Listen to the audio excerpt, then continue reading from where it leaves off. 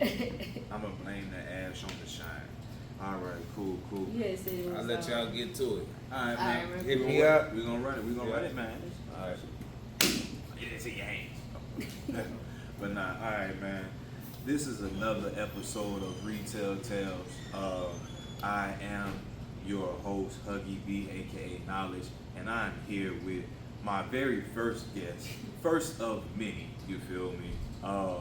Because this is gonna be fun. My dog Chris, aka LLkoolkris. Tell them your name and all that good stuff. Man, Chris, cool. What you gonna roll with Cool Chris? I was like, this ground there, you gotta explain. LLkoolkris. It's cool, KOOLKRIS, Cool Chris. That's just me, man. Alright, so this what we doing today is Retail Tales, you know what I'm saying? I don't know what episode number we on. It's probably like 5 or 6, but that'll be more important later. So, but as you know, Retail Tales, me and her worked in retail for a little minute, and so really we just tell different stories of things that happened in retail, whether it was funny, pissed off, crazy, ridiculous, whatever. So, I don't know, you got a story off there you ready to run with? Nah, I don't even know when to start. I don't know what we started with. Man, hey, start with you. You could start waking up that morning. You could start with clocking in. Start from the beginning. Man, in the beginning, Mm-hmm. I think my first job was in the mall at one of them little vendor booths. Like the foreigners, they be having like the cell phone accessories. Yeah. So I was selling that. But it was while I was in school. I ain't even like the application was weird because I was wondering where like he was paying cash. Didn't know there wasn't no W-2 type of job. It was just straight Like, hustle. We're at the end of the week, we'll stand there, we'll go over my hours, he'll type it on the little calculator, type in how much he was paying me by the hour. As long as he paid me what the calculator said, You was good. he ain't hear nothing out of me. So No. technically, I started in That the was- mall back in, this when Cortana Mall was open. Yeah.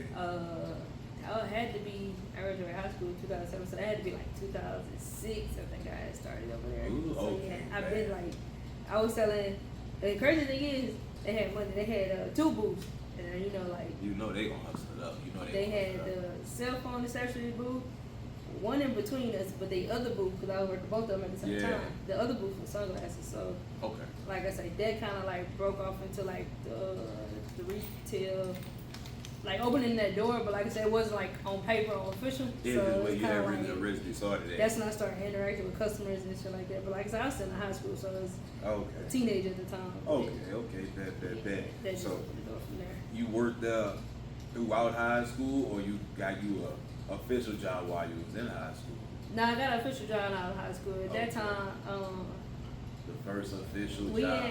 had, well, technically it was like entertainment, but it still dealt with customers, so Okay. that was more so customer experience or customer service over like quote unquote retail, because it was won't say any names or anything like that. I don't want to get no cease and desist. We ain't worried about that. But, Just pre-recorded. We edited shit out. See, this is why eventually, when I find people that's not weird, that I can tolerate, I'll have a team.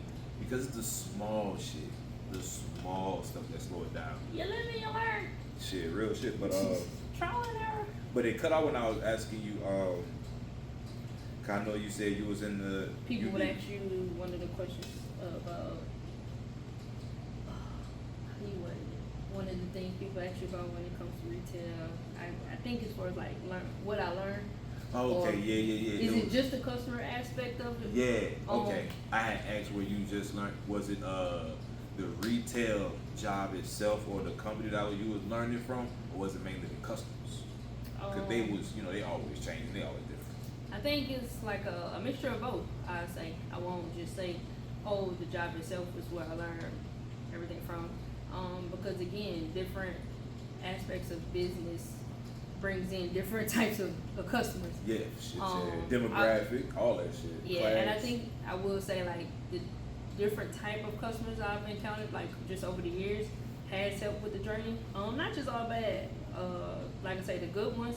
I've had customers where they met me at one location, and I'm with this current employer. I'm on my 3rd store, so it's kind of like they've literally followed you. I wouldn't every say store you follow went me, to. but for the most part, they found a way to find me. No, they follow because customers gonna follow you. If you give good customer service yeah. and you make sure they straight, they gonna follow. Yeah, the service is unmatched. Now again, disclaimer, I'm not perfect, But to give great customer service, you don't have to do a lot.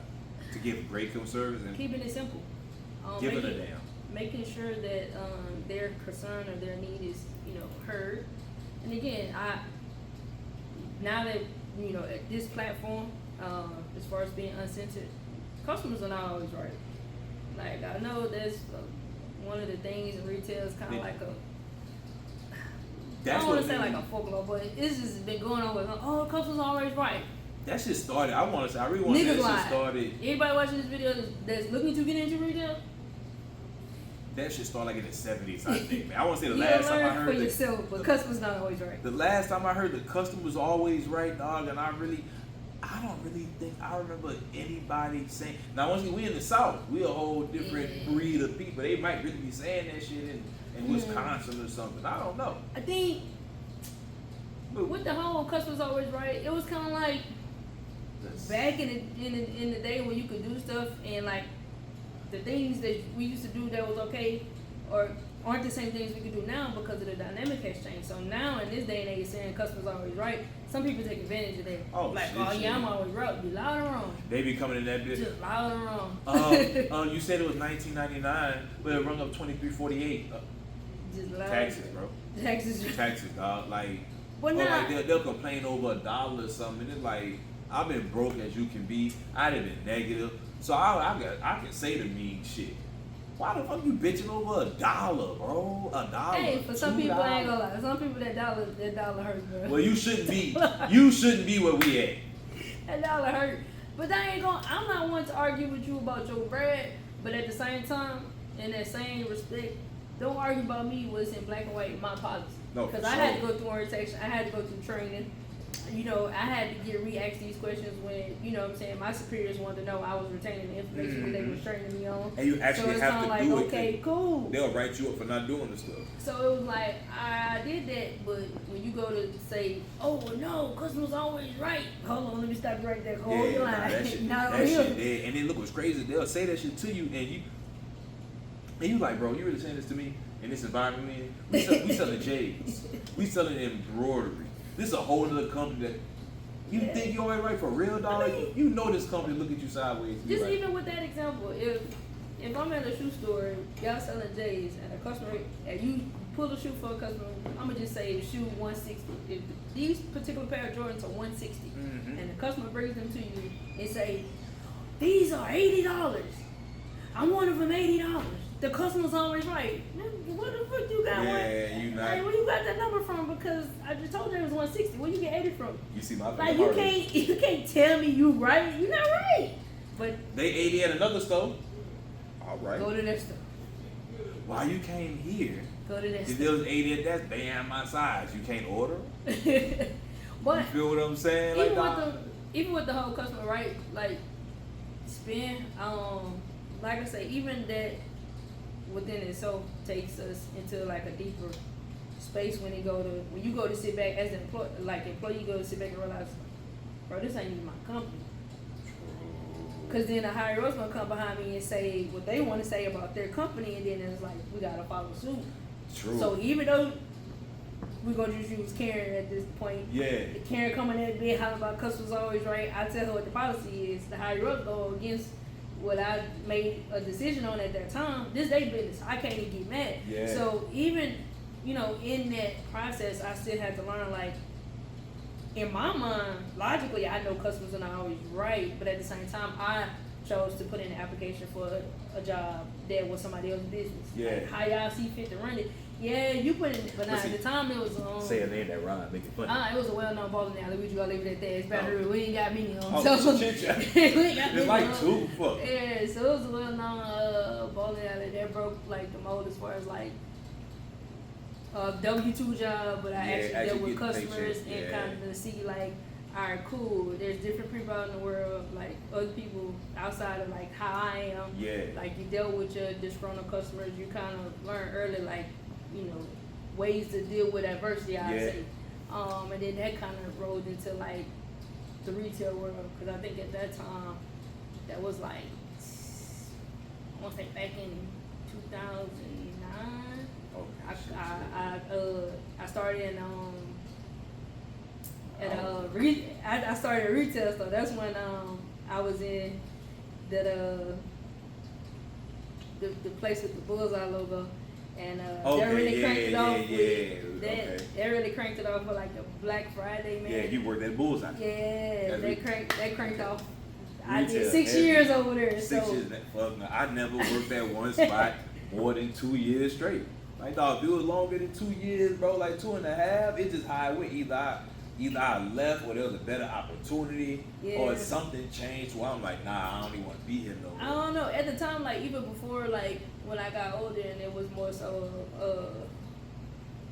infiltrate, educate, and vacate. I was just in those jobs where to pay the bills, or I met coworkers that became like long-term friends over time. Yeah. Just at first it was more so let me get the money so I can pay the bills, but then over time it was like, okay, cool, what can I, as far as from an intellectual property standpoint, like what can I get from this place that it's not just gonna help me in my next job, but help me in life. So I think so much as far as like I said with retail, man, coming from like just learning about customer service, and that was like I said, I started with customers back in. If we want to go back to 2006, I mean, what is 2025? So that's 20 years ago. Whoa.